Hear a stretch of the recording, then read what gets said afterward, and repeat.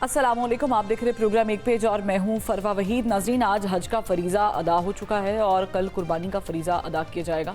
मुल्क भर में कुर्बानी का फ़रीज़ा अदा करने के लिए जोशो जज्बा उरूज पर है। कुर्बानी की ईद के इस मौके पर हमें गज़ा में मौजूद अपने मुसलमान बहन भाइयों को भी याद रखना चाहिए और ये भी दुआ करनी चाहिए कि ईरान में अमन कायम हो ताकि मशरिक़ वस्ता में अमन हमेशा बरकरार रहे। इस वक्त पाकिस्तान की अगर बात करें तो पाकिस्तान भर में मवेशी मंडियों का रश देखने के काबिल है। हर कोई अपनी इस्तात के मुताबिक जानवर ख़रीद रहा है। अगरचे हुकूमत की तरफ से मुतअद्दिद बार तेल की कीमतें बढ़ाने और टैक्स में इजाफा करने के बायस महंगाई उरूज पर पहुंच चुकी है, ताहम फिर भी लोग कुर्बानी के फरीज़े की अदायगी के लिए पुरजोश हैं। किसी न किसी तरह कोशिश कर रहे हैं कि अदा हो जाए। ईद के बाद बजट की भी आमद है। IMF के साथ हुकूमत जो मुआहदा कर रही है और जो मुतालबात IMF की तरफ से मनवाए जा रहे हैं, उससे महसूस ये होता है कि जैसे जैसे गर्मी अपने उरूज की जानिब बढ़ रही है, ठीक वैसे ही महंगाई का ग्राफ भी बुलंदियों को छूना शुरू कर देगा। बिजली पर टैक्स छूट ख़त्म करने और तेल की कीमतों में मुमकिना उतार चढ़ाव और रोज़गार के मौके कम होने और साथ ही कारोबार के लिए सहूलतें और आसानियाँ ना होने की वजह से मुल्क में महंगाई की शरह बढ़ती जा रही है। ऐसे में सवाल ये है कि अगर हुकूमत मुआशी पॉलिसीज़ नहीं बदलती और ऐसे इकदाम नहीं किए जाते जिससे रोज़गार की शरह में इजाफा हो या फ़ीकस कम से कम आमदनी बढ़े, तो महंगाई का जिन काबू में नहीं आ सकेगा और आवाम की बड़ी तादाद ख़ताए गुर्बत से नीचे चली जाएगी। इस सारी सिचुएशन पर माहिरीन मईशत से भी बात करेंगे, मगर उससे पहले मुल्क भर में मुख्तलिफ मवेशी मंडियों में हमारे नुमाइंदे मौजूद हैं, रिपोर्टर्स मौजूद हैं जो कि आपको भाव ताव बताएंगे कि जेब पर कितना बोझ पड़ रहा है। आम आदमी किस तरीके से जानवर जो है वो ख़रीदने के लिए बाहर निकले हैं, ख़रीद भी पा रहे हैं कि नहीं ख़रीद पा रहे। पहले लाहौर का रुख कर लेते हैं। लाहौर में हमारे नुमाइंदे राना वहीद मौजूद हैं, उनसे जानेंगे। राना वहीद साहब, बताइएगा कि जहाँ पर आप मौजूद हैं, एक तो जगह बताइएगा, दूसरा ये बताइएगा कि लोग उस तरीके से बाहर निकले हैं जिस तरह गुज़श्ता 2-3 सालों में हमने देखा है। कमी हुई है तादाद में लोगों की या इजाफा हुआ है? जी बिल्कुल, जो है तिल दलने की जगह नहीं है मवेशी मंडी के अंदर। इस वक्त जो है सबकी कोशिश है कि जल्द से जल्द बकरा ख़रीदा जाए और जो व्यापारी की कोशिश है कि महंगे दामों वसूल किए जाएं। मेरे साथ यहाँ पे गाहक भी है, व्यापारी भी हैं। ये 2 बकरे हैं, अगर मेरा कैमरामैन आपको दिखाए, ये वाइट कलर के दोनों बकरे हैं जिसका रेट हो रहा है। तो यहाँ पे इन दोनों बकरों के अलग अलग मालिक हैं। आपने कितने पैसे मांगे? सर मैंने 85 मांगा था, उन्होंने लगाया है 62,000 65,000 एंड कह रहे हैं 62,000 रुपया। भाईजान, अब 62,000 रुपया आपने लगाया इसका? जी, मैंने इसको 55 लगाया था, फिर 60 किया है, फिर 62 पे चला गया हूँ, फिर 65 पे चला गया हूँ। ठीक है, मेरी 3 जोड़ियाँ मैंने ले ली है। आप ये भी आपको पसंद है? ये भी एक मिलते जुलते हैं ना, मैं कहा जोड़ी चाहिए। जी अस्सलाम वालेकुम भाईजान, की हाल है तुम्हारे? मैंने कहा है इस बकरे का मैंने 85,000 मांगा सी और इन्होंने 55,000 मांगा। कितने लगाया? 60,000 लगा दिया। जोड़ी के कितने बने? एक 25। मैंने ये देखें, ये 3 जोड़ियाँ इससे वजनी है। सर मैंने कहा 1000 कम दे दो, 2000 कम दे दो। आप कितने? 70 से मैंने कहा लगाया। हाँ। 66,000 का बकरा दे दो। ये भाई पकड़ 68,000। 2000 कम दे दो। नहीं सर, सर नहीं सर, नहीं ना करो। नहीं बॉस, मेरी बात सुनो, मेरी बात सुनो। और पावे 1000 एक और पा दो, आपकी मेहरबानी। 1000 और पा दो। 500 रुपया और दे। चलो 500, ठीक है। अली बिस्मिल्लाह कर।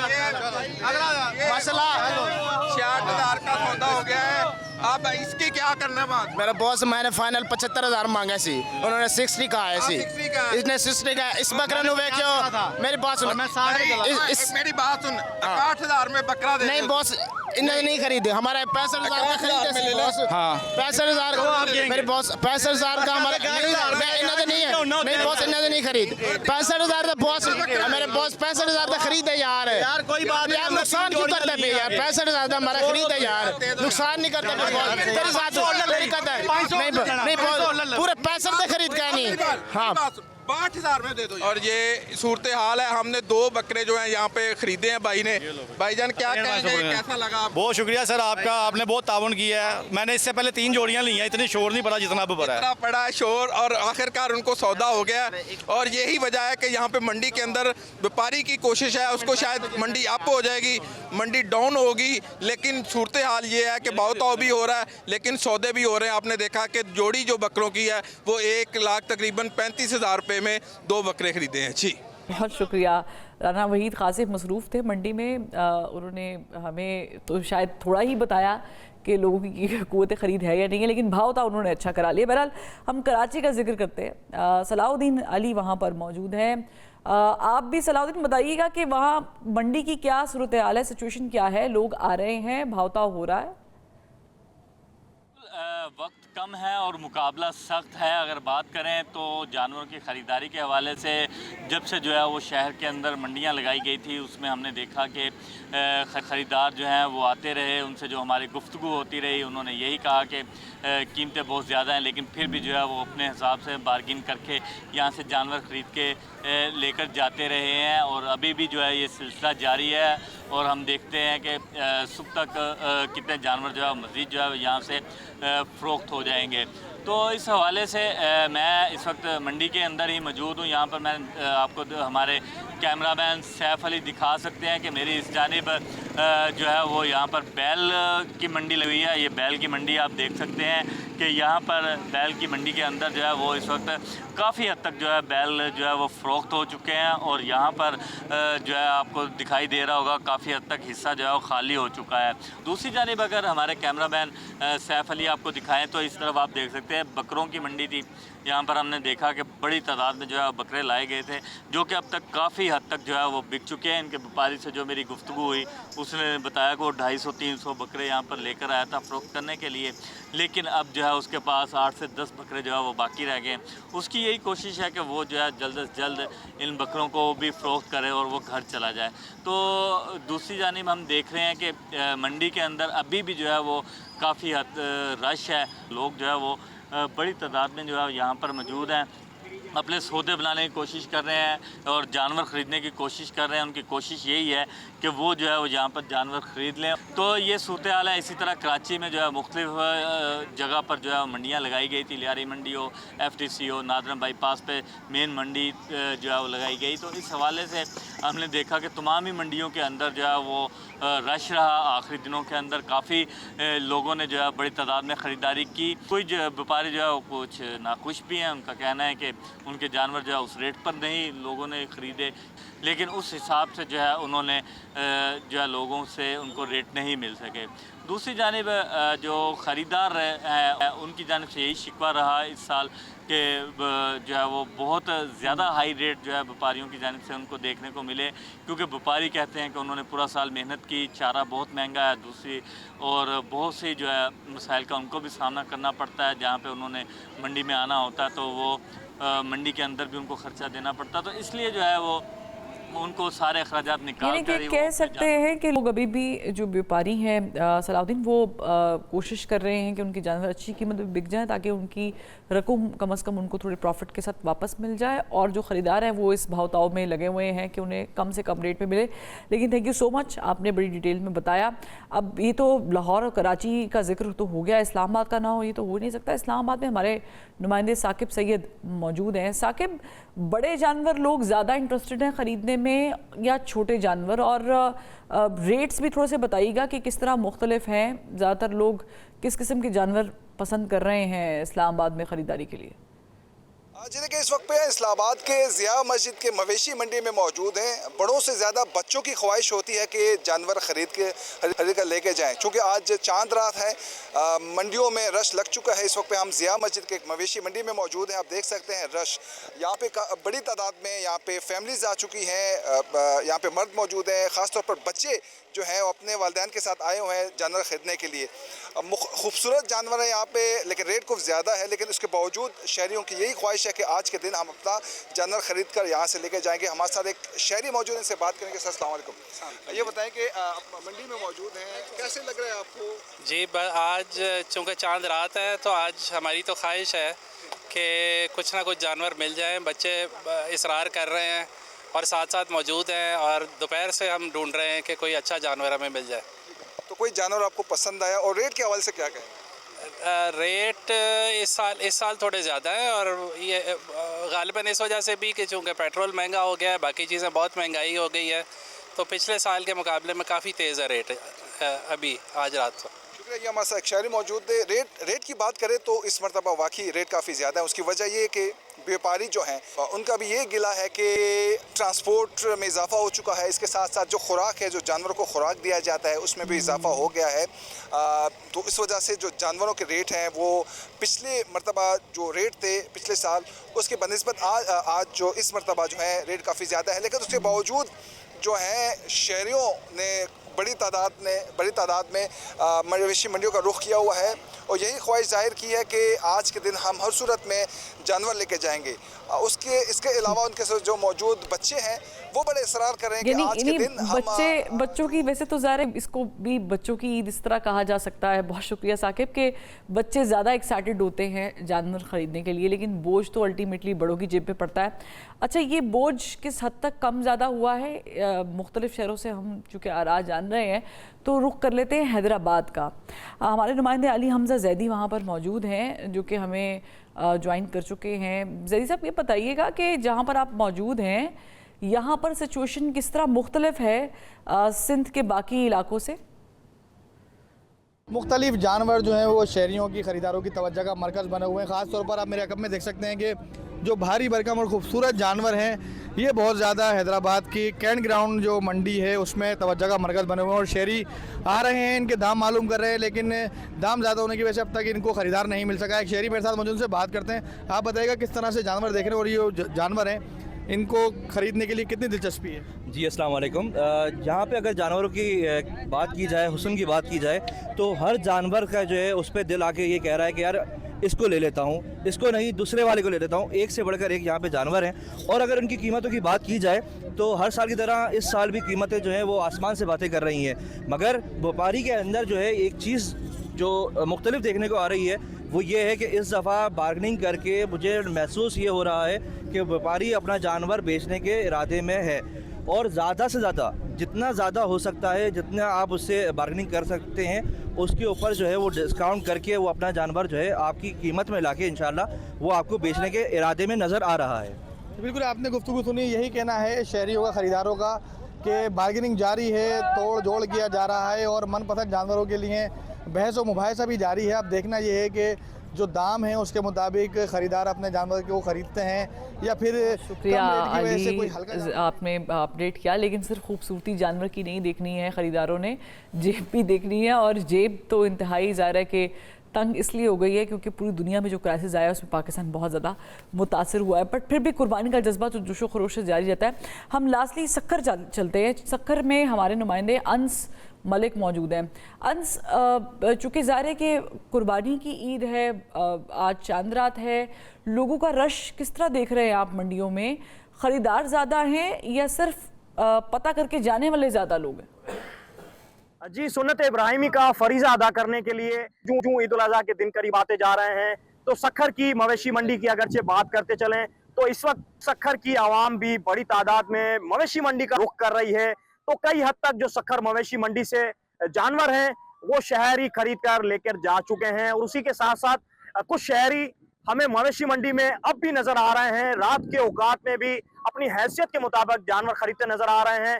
तो कुछ शहरी हमारे साथ मौजूद हैं, उन्हीं की ज़बानी जानेंगे। क्या कहेंगे, जानवर ले लिया है, किस तरह देख रहे हैं मार्केट में रेट्स को?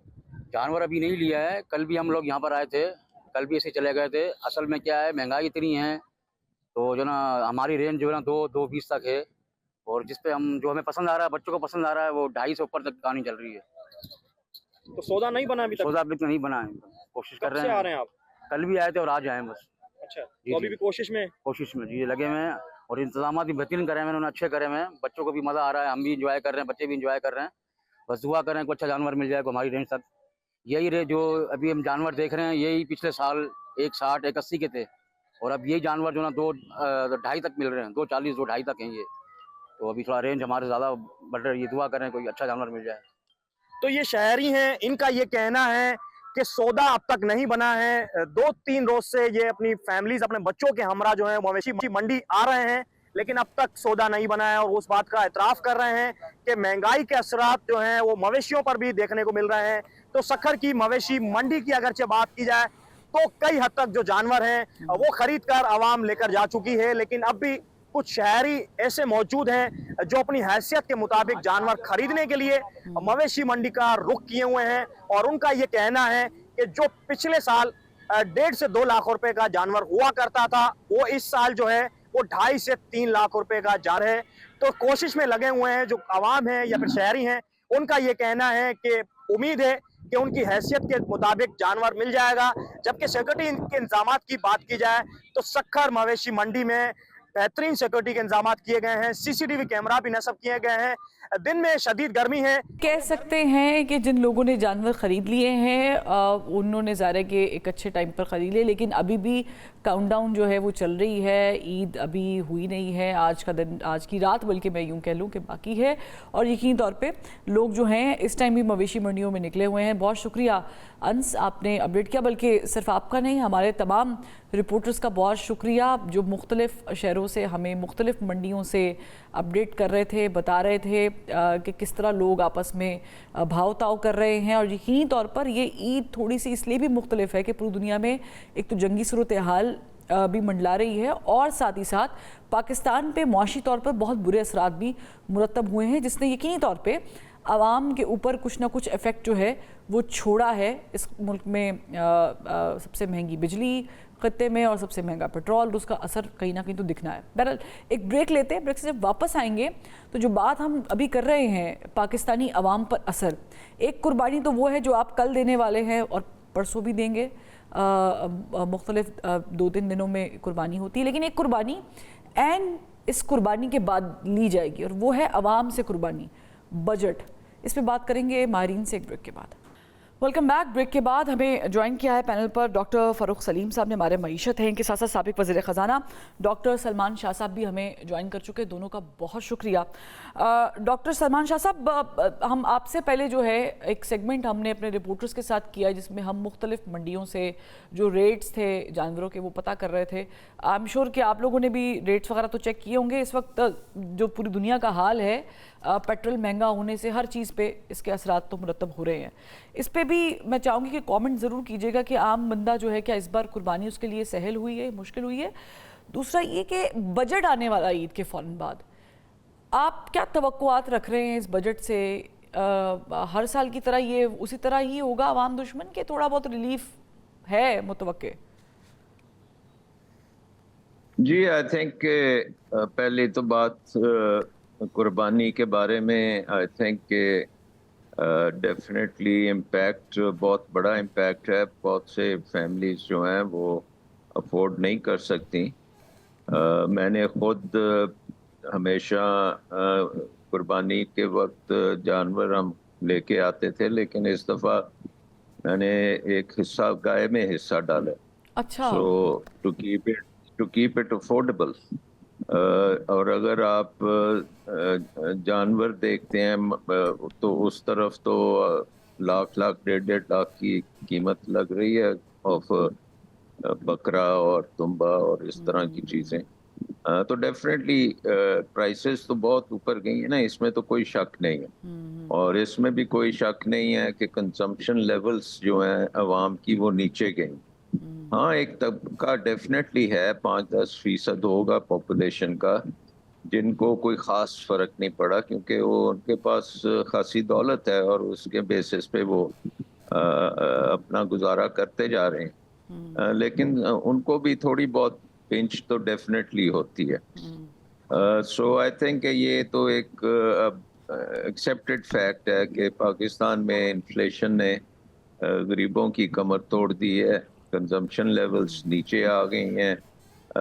आपकी जो चीज़ों के ऊपर आप खर्च करते थे उसको आपने कट किया है, हत्ता कि खुराक के ऊपर आपने कट किया है। तो ये तो आई मीन हमारे सब सामने है। और मैं देखता हूँ कि बहुत सी जगहों पे गेट टुगेदर्स हो रहे होते हैं और बड़ा उसमें एहतमाम होता है खाने पीने का और बाकी चीज़ों का। लेकिन वो जो बाहर हमारे मुलाजिम होते हैं और ड्राइवर्स हैं, उनके लिए तो कोई ईद नहीं है। वो आई थिंक बड़ा मुश्किल टाइम है उनके लिए। तो इसलिए ज़रूरत है कि we have to share the pain with them also, और उनकी भी लोअर लेवल में अगर आप मदद कर सकते हैं तो बहुत इम्पोर्टेंट चीज़। एग्जैक्टली नहीं, बड़ा अच्छा आपने कहा है कि जहाँ तक आप जिस हद तक मदद कर सकते हैं। डॉक्टर फ़ारूक सलीम साहब, उन्होंने तो कहा शाह साहब ने कि वो हिस्सा डाल रहे हैं, इस बार आप हिस्सा डाल रहे हैं, आपने जानवर ख़रीदा है। मैं थोड़ी सी पूछ लूँ ताकि लोग भी रिलेट कर सकें। और दूसरा ये है कि इस कुर्बानी के बाद ये जो एसआर हम करने वाले हैं, इसके बाद एक आवाम की भी कुर्बानी मांगी जाएगी गवर्नमेंट से, गवर्नमेंट मांगेगी बल्कि। जी, दो तीन चीज़ें जो अदाद शुमार की बुनियाद के ऊपर अगर आपके सामने रखूँ, लगभग 4 साल पहले तकरीबन पाकिस्तान की जो 25% घराने हैं वो कुर्बानी में शिरकत करते थे। ये पिछले 4-5 साल से मुसलसल परसेंटेज जो है वो गिरती चली जा रही। ये पिछले साल कोई 17% पे पहुंच गई। जो 17% पाकिस्तानी घराने हैं वो कुर्बानी में शिरकत कर रहे थे और बाकी लोग नहीं कर पा रहे थे, जिसका जिक्र आपने किया कोटे खरीद की वजह से। 4-5 साल पहले कोई 80 से 90 लाख कुर्बानियां पाकिस्तान के अंदर जो है वो जानवरों की दी जाती। अच्छा। अब ये पिछले साल जो एक्सपेक्टेशन है, जो प्रोजेक्शन है, वो तकरीबन 60-55 लाख कुर्बानियां हैं, तो बड़ी तेजी से आप समझिए कि 4-5 सालों से वो नीचे आ रहे हैं। ख़ास तौर पे जो पेशावर की मंडियां हैं, जो इस्लामाबाद रावलपिंडी की मंडियां हैं, वहाँ पे इस साल जो छोटे जानवर हैं, बकरा वगैरह, उनकी कीमतों में कोई ख़ास इजाफा नहीं हुआ है पिछले साल के मुकाबले में। और उसकी वजह मैं ये समझ रहा हूँ कि डिमांड बड़ी तेज़ी से नीचे आई। जो लोग अफोर्ड कर सकते हैं वो उनकी तादाद बहुत तेज़ी से जो है वो कम हो गई। और पेशावर की मंडियों में मैं सुन रहा हूँ कि वहाँ पे भी कीमतें पिछले साल के मुकाबले में बड़ी नहीं है। और एक वजह ये बताई जा रही है कि बॉर्डर का जो क्लोजर है अफगानिस्तान का, उसका भी एक इम्पैक्ट आया है, क्योंकि पहले जो है वो बहुत सारे जानवर वो अफगानिस्तान या अफगानी जो है वो खरीद।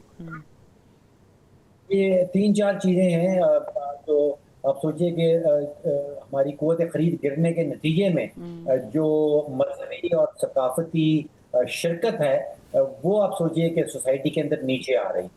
और तकरीबन 8-9% पिछले कोई 4-1 सालों में ये ऑलरेडी नीचे आ चुकी।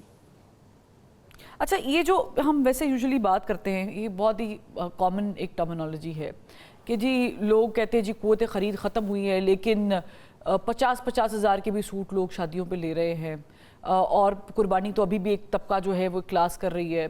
क्या हम इसको कैसे डिफ़र करेंगे? शाह साहब, मैं सिर्फ इसलिए पूछ रही हूँ क्योंकि बजट भी आने वाला है। सैलरीड क्लास वो तबका है जो सबसे ज़्यादा पाकिस्तान में टैक्स देता है और मुख्तलिफ शक्लों में टैक्स दिए जाते हैं। क्या हम कह सकते हैं कि मुख्तलिफ सोर्स ऑफ इनकम, ये various people would be doing jobs to meet their expenses of a household, ये एक फैक्टर हो सकता है? नहीं, देखें, एक तो ये है कि टैक्स बर्डन जो है वो ना सिर्फ सैलरीड क्लास का बहुत बड़ा है, बट हर जो बिजनेस से लेके जो रिटेल तक हर एक के ऊपर कुछ ना कुछ इसका इम्पैक्ट है। और टैक्स रेट्स जो हैं जो कम से कम नेट में हैं उनके लिए खासा मुश्किल है कि सारा का सारा बोझ उनके ऊपर डलता है, और सुपर टैक्स और हर किस्म के टैक्स जो हैं कलेक्ट किए जा रहे हैं। और हैरतमंद चीज़ ये है कि जब आप IMF की रिपोर्ट्स देखते हैं तो वो 90% टैक्स के बारे में होती हैं कि टैक्स किधर से आना है, किधर जा रहा है, शॉर्टफॉल हुआ है, नहीं हुआ, किस टारगेट को मीट किया है, किस टारगेट को मीट नहीं किया। बट बिगर पिक्चर पे ऊपर किसी को का फोकस नहीं है कि अवाम की हालत क्या है, क्या उनको रोज़गार मिल रही है या नहीं मिल रही, क्या उनकी कुव्वत खरीद जो गिरी है उसको कॉम्पनसेट किसी तरीके से किया जा रहा है या नहीं किया जा रहा, क्या बिजली की कीमतें हैं, लॉजिस्टिक्स हैं, हर चीज़ में महंगाई हो गई है। और उस लिहाज से इनकम्स तो आम आदमी की बिल्कुल नहीं बढ़ी। So I think from a budgetary point of view government जो है वो किसी अवाम के ऊपर उसका कोई फोकस नहीं है। ये तो डेफिनेट है कि ये सारे का सारा फोकस IMF पे है। IMF ने जो लगाई हुई हैं कंडीशन, और बड़ी ज़्यादा कंडीशंस हैं, उस पे फोकस है। اور economic growth, investment, jobs, employment generation, اس پہ کچھ نہیں ہے. میں انویسٹمنٹ کی طرف آنا چاہتی ہوں. اس سے پہلے میں چاہوں گی ڈاکٹر فاروق سلیم صاحب سے آئی ایم ایف کے اوپر بھی ایک سوال کر لیں ذرا. اس طرح تو بہت یہ واسٹ اکانومی کا چیپٹر ہے, اس کے اوپر تو میرا خیال سے جتنے بھی پروگرام کیے جائیں کم ہیں. پاکستان میں کہاں کہاں بامز لگے ہوئے ہیں اور پھٹے ہیں اور پھٹنے والے ہیں. لیکن ابھی ہم نے ریسنٹلی دیکھا کہ آئی ایم ایف نے ایک لیوی کی مد رکھی ہوئی تھی جو کہ لیوی ڈائریکٹ وفاق کو جاتی ہے 80 روپے. پھر بات آئی کہ آئی ایم ایف نے اس کو پش کیا اور ایک ہائر لیول پر ٹارگٹ سیٹ کروایا, گورنمنٹ کو کہا 100 روپے. ہم تو آلریڈی لیوی 116-117 پہ دے رہے تھے ڈاکٹر صاحب. تو مجھے بتائیں کہ آئی ایم ایف جو کہ اتنا ایمفسس کرتا ہے رائٹ ٹیکسیشن پر, میں ٹیکسیشن کی بات نہیں کری, میں رائٹ ٹیکسیشن کی بات کری, اگر آپ ان کی ڈاکیومنٹس پڑھے اور آپ ذرا بہتر بتا سکتے ہیں, تو گورنمنٹ یہ جو امپلیمنٹ کرے گی اس سے اوپر بھی لیوی جا سکتی ہے. یہ آئی ایم ایف نے یہ ایسا کیوں گورنمنٹ کو پش کرنے کو کہا؟ کیا ان کو لگا کہ ہم اچھے خاصے پیسے نکال سکتے ہیں؟ دیکھیے جو لیوی کے حوالے سے قانون ہے وہ تو ہماری حکومت نے خود سے بدلا ہے. پہلے وہ نیشنل اسمبلی کے پاس تھا اور اس کی لمٹ تھی, اب یہ ان لمیٹڈ ہے, اب یہ آسمان تک جا سکتا ہے. دیکھیے حقیقت یہ ہے کہ پچھلے کوئی 70 سالوں میں ہم 25 دفعہ گئے ہیں آئی ایم ایف کے پاس. تو آپ سوچئے کہ ایک معیشت جو ہے وہ جاتی ہے ڈاکٹر کے پاس, اور اس ڈاکٹر کا نام ہم کہتے ہیں آئی ایم ایف ہے, اور وہ 25 نسخے لکھ کے دیتی ہے, 25 دفعہ اپنی دوائی دیتی ہے, اور وہ دوا جو ہے وہ کام نہیں کر رہی. ہم دوبارہ پھر اس کے پاس چلے جاتے ہیں. تو دو چیزیں ہیں, ایک تو I M F must be examine, جو ڈاکٹر ہے اس کو بھی تو ایگزامن کرنا چاہیے کہ وہ کیا کر رہا ہے, کہ وہ بیمار معیشت اس کے پاس آتی ہے, 25 دفعہ اس کو وہ دوا دے چکا ہے, بیماری بھی وہی دوبارہ آتی ہے, کوئی نئی بیماری نہیں ہے ہماری معیشت, اور علاج بھی وہی ہوتا ہے. علاج یہ ہوتا ہے کہ ٹیکس بڑھا دو, علاج یہ ہوتا ہے کہ ٹیرف بڑھا دو, خرچوں کے اوپر کہیں فوکس نہیں کیا جاتا. تو یہ سوچ کی بات ہے آئی ایم ایف کے لیے بھی, اور خاص طور پہ پاکستان کی جو معاشی جو ہمارے فیصلہ ساز شخصیات ہیں ان کے لیے بھی, کہ آپ 25 دفعہ ایک ڈاکٹر کے پاس جا چکے ہیں, علاج آپ کروانے جاتے ہیں, علاج ہو نہیں رہا, تو کس چیز کی توقع رکھنی چاہیے؟ آپ کو دوائی بھی وہی والی ملتی ہے جو آپ کو 24 دفعہ پہلے مل چکی ہے, اب آپ 25ویں دفعہ بھی کوشش کر رہے ہیں, اور ابھی بھی آپ اس توقع سے ہیں کہ شاید ہماری معیشت جو ہے اسی دوا سے جو کیا آپشن کیا تھی گورنمنٹ کے پاس؟ اگر وہ آپ نے اس قانون کا بھی ذکر کیا, ظاہر ہے کہ اس سے اوپر بھی گورنمنٹ جا سکتی ہے, بڑھا سکتی ہے. یہ بڑا امپورٹنٹ پوائنٹ ہے کیونکہ یہ ہر بندہ, ہر شخص ہماری کمیونٹی میں گاڑی, بائک استعمال کرتا ہے, اور کسی نہ کسی طریقے سے جو ہے وہ کنزمپشن ڈیزل کی اور پیٹرول کی ہوتی ہے. یہ ایک بیسک چیز ہے, بیسک نیڈ ہے. ہمارے یہاں پہ تو آئل لے جانے کے لیے بھی فریٹس کا استعمال کیا جاتا ہے, سڑک ہی آئل پاس ہو رہا ہوتا ہے, نہیں آئل کو فل کرنے کے لیے بھی آئل یوز ہو رہا ہوتا ہے. ایک بریک لیتے ہیں, بریک سے واپس آتے ہیں, جو پوائنٹس آپ نے ریز کیے ہیں اس کو مزید ڈسکس کریں گے. تو ڈاکٹر سلمان صاحب, آپ کیا سمجھتے ہیں کہ اگر ہم ایک ایسٹیمیٹ دیکھیں کہ 1.18 ٹریلین اگر پر ایئر گورنمنٹ اکٹھا کر رہی لیوی سے, وچ is higher than the demand جو آئی ایم ایف نے کی ہے یا کر رہی ہے, اس کا مطلب ہے کہ لچک تو موجود ہے. کوئی اور بہتر راستہ گورنمنٹ کے پاس موجود تھا, اس سے بہتر تھا کہ وہ کسی اور طریقے سے بوجھ کو ڈسٹریبیوٹ کرتی؟ نہیں, یہ ابھی فرق نے جو بات کی ہے کہ خرچہ اپنا کم کرے نا.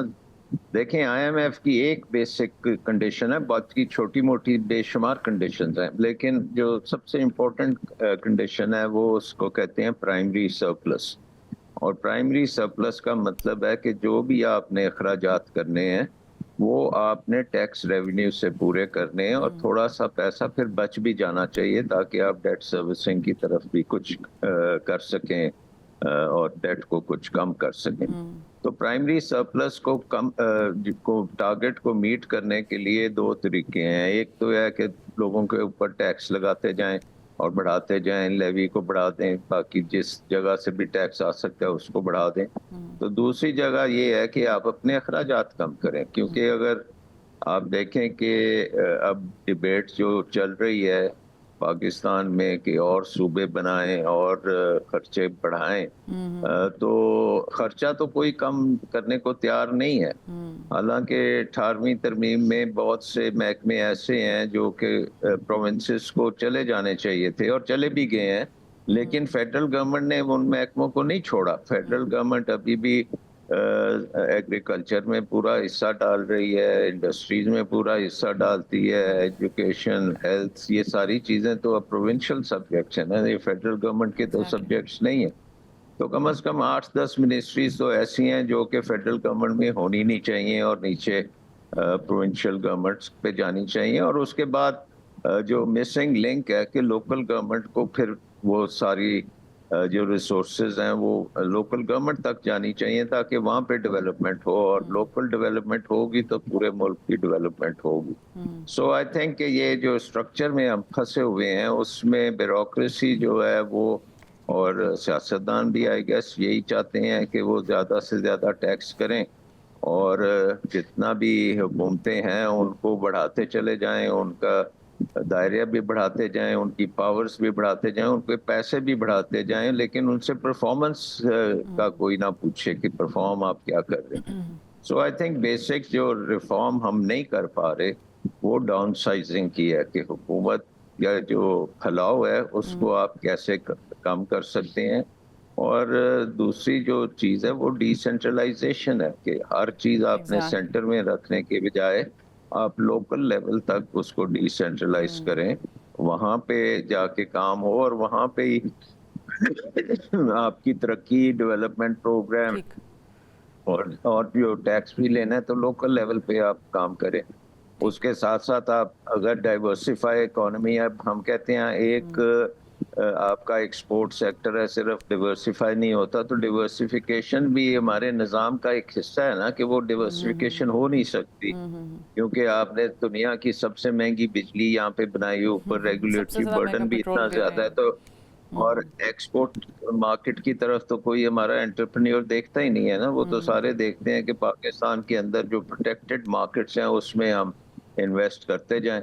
اب دیکھیں یہ گاڑیاں جو ہیں اس میں اب ہر بندہ وہ گاڑی کی اسمبلی لگا رہا ہے اور چین سے ساری گاڑیاں آتی ہیں یہاں، اس کو 2 پیچ لگا کے یہاں پہ بیچ دیتے ہیں، کوئی اس میں اور اس کو پروٹیکشن ملی ہوئی ہے. اور بہت ساری کمپنیز تو آٹو موبائلز کی ہمارے ملک سے گئی بھی ہیں، بہت سارے کاروبار ٹھپ بھی ہوئے، بند بھی ہوئے ہیں. آپ نے ایک پوائنٹ، بہت سی فورن کمپنیز جو ہیں ان کو بھی آپ نے، کیونکہ وہ یہاں سے جو پروفٹ بناتے ہیں وہ باہر لے جانے میں بھی مشکل ان کو ہو رہی ہے، پھر یہاں پہ ٹیکس، سب سے زیادہ ٹیکس وہ فورنرز کے اوپر لگنا جا رہا ہے.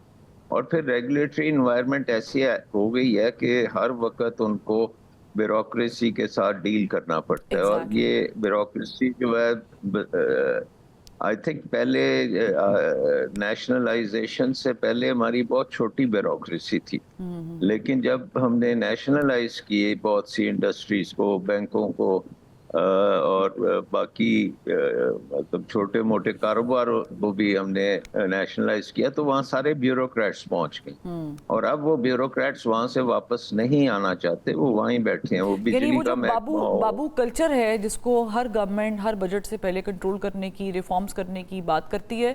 آپ نے اس طرف بھی نشاندہی کی. اچھا، وہ کر نہیں سکتی. اچھا، وہ کیوں نہیں کر سکتی؟ یہ ایک بہت اچھی اور بڑی لمبی ڈیبیٹ ہے جس پہ میں چاہوں گی کہ ہم تھوڑا سا اس کو ٹچ ضرور کریں. لیکن امپورٹنٹلی آپ نے 2-3 پوائنٹس ڈسکس کیے ہیں. فاروق صاحب بھی وہی بات کر رہے تھے. ڈاکٹر صاحب، میں سمجھ یہ رہی ہوں بینگ اے پاکستانی کہ ہمارا خرچہ وہ کیا ہے، آمدنی 8 خرچہ روپیہ، اور پھر کھایا پیا گلاس توڑا 12 آنے. یہ والا بھی حساب بالکل ہم پہ صادق اترتی ہے کیونکہ ہم ایکسپورٹ کی بات کرتے ہیں، انویسٹمنٹ کی بات کرتے ہیں. SIFC ہمارے پاس موجود ہے. ہم نے ڈیفنس میں بھی اس بار ایکسپورٹ کر کے دیکھی ہے، اچھا پیسہ لانے کی کوشش کی ہے. بٹ مجھے یہ سادہ الفاظ میں دیکھنے والوں کو سمجھائیے گا کہ اگر ہم اپنے خرچے کنٹرول نہیں کر پا رہے، جیسے کہ ڈاکٹر شاہ صاحب نے کہا کہ ہماری 8-10 منسٹریز کی ضرورت ہی نہیں ہے سرے سے، which I think the government already knew it. ایسا نہیں کہ وہ ان کو پتہ ہی نہیں ہے کہ کیا کرنا ہے کیا نہیں کرنا، بٹ اٹ اسٹل ایگزسٹس. تو مجھے بتائیں کہ ایکسپورٹ کے اوپر اتنا، شہباز شریف صاحب چائنا کے دورے پر تھے، انہوں نے بڑے MOU سائن کیے ہیں. علی بابا کمپنی کے ساتھ, علی بابا ایکسپریس کے ساتھ. انہوں نے جی ای کامرس پر بھی کام کرنے کی بات کی, ڈیجیٹل ٹرانسفارمیشن پر بھی بات کی, ہیلتھ اینڈ کیئر ایجوکیشن پر بھی بات کی, اور بھی بہت ساری چیزوں پر, ٹیکنالوجی کے اوپر, اے آئی کے اوپر, کہ ہم اپنے لوگوں کو ہنرمند بنائیں گے اور سب وغیرہ وغیرہ. I am sure you know the details. پر مجھے بتائیں پھر بھی where we stand when it comes to export اور پروڈکشن. دیکھیے ایکسپورٹس اور پروڈکشن وہ نعرے کی دور کے اوپر تو وہ بڑھنے والا نہیں. ایک ایشو اس میں آئینی بھی سامنے آتا ہے اور وہ ہے 18ویں ترمیم. اب 2010 میں جس سال سے وہ 18ویں ترمیم ہم نے پاس کر دی تو 16 بجٹ میں دیکھ رہا ہوں 2010 سے لے کے 2025 کے درمیان میں وہ 16 بجٹ آئے. اس میں جو وفاقی حکومت ہے اس کو ایک ٹیکس کلیکٹ کرنے والی اور قرضہ جات لینے والی مشین بن گئی. ایک حکومت جو ہے وہ ٹیکس لیتی چلی جا رہی ہے, قرضے لیتی چلی جا رہی ہے, اور پھر وہ سارا کچھ بانٹ دیتی ہے صوبوں کو, اور صوبے جو ہیں وہ خرچہ کرتے چلے جا رہے ہیں. تو جب تک تو ریاستی ڈھانچہ ایسا ہوگا کہ ایک حکومت قرضہ لے گی اور 4 حکومتیں اس قرضے کو خرچی چلی جائیں گی, اور 16 سال سے یہی معاملہ چل رہا ہے, تو اس کو بدلے بغیر تو معاملہ آگے نہیں بڑھتا. اب سوچئے کہ 2010 میں جس سال 18ویں ترمیم پاس کی گئی اس سال ہمارا قومی قرضہ جو ہے وہ 10 ٹریلین روپیز تھا, یعنی کہ 10,000 ارب سمجھ.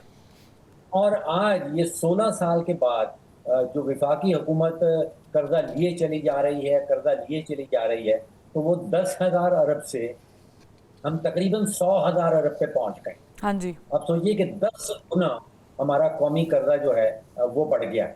تو یہ بجٹ کی جو ایکسرسائز ہے جہاں تک فیڈرل حکومت کا تعلق ہے اس کا کام صرف رہ گیا ہے ٹیکس اکٹھا کرنا, ٹیکس بڑھانا اور قرضہ لینا, اور پھر یہ سب کچھ جو ہے وہ بانٹ دیا جاتا ہے صوبوں کے اندر. اچھا, پھر یہ ابھی ڈاکٹر صاحب نے ڈیولپمنٹ کا ذکر کیا, وہ بڑا انٹرسٹنگ پوائنٹ ہے. پچھلے 4 سالوں میں وفاقی حکومت دکھا رہی ہے کہ اس نے کوئی 4 ٹریلین روپیز کی ڈیولپمنٹ اسکیم کی, اور صوبوں نے اضافی 8,000 ارب. تو یہ 8 جمع 4 جو ہے یہ کوئی 12,000 ارب روپیہ پچھلے 4 سالوں میں کہا جاتا ہے کہ ڈیولپمنٹ کے اوپر خرچہ کیا. اب یہ اعلان تو کر دیا گیا, بجٹ میں اس کو مختص بھی کر دیا گیا, لیکن ڈیولپمنٹ کہیں نظر نہیں آتی. نہ وہ اسکول کہاں ہیں, وہ اسپتال کہاں ہیں, وہ فارم ٹو مارکیٹ جو روڈز بننی تھی وہ کہاں ہیں, وہ جو انڈسٹریل زون بنتے ہیں وہ کہاں ہیں, اور ان کے نتیجے میں جو مزید اضافی نوکریاں نکلتی ہیں وہ کہاں ہیں. تو 12,000 ارب وفاق نے اور صوبوں نے مل کے تو ڈیولپمنٹ میں خرچ کر دیا. اب آپ سوچئے کہ ان 4 سالوں میں ہر ایم این اے کو 25 کروڑ روپیہ دیا ہونا, 100 کروڑ روپیہ تو 4 سالوں میں یہ بن جاتا ہے. جو صوبائی حکومتیں ہیں انہوں نے ایم پی ایس کو 30 کروڑ روپیہ دیا ہے. اب یہ کوئی 600-700 ارب روپیہ تو ایم این اے اور ایم پی ایس میں بڑھ گیا.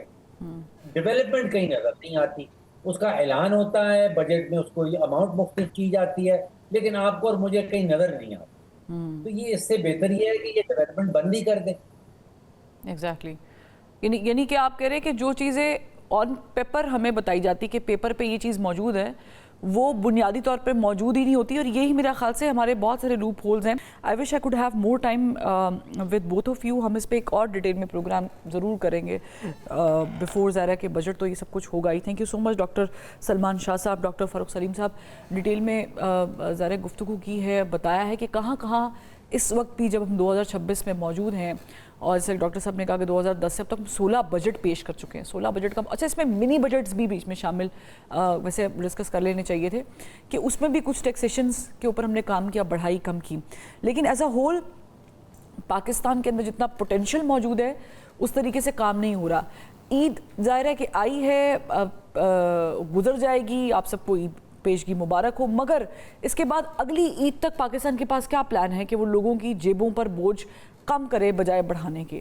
آج یہ جنگ ہے, لگی ہوئی ہے, ختم ہو جائے گی, لیکن پاکستان کے پاس بیک اپ میں کیا موجود ہے؟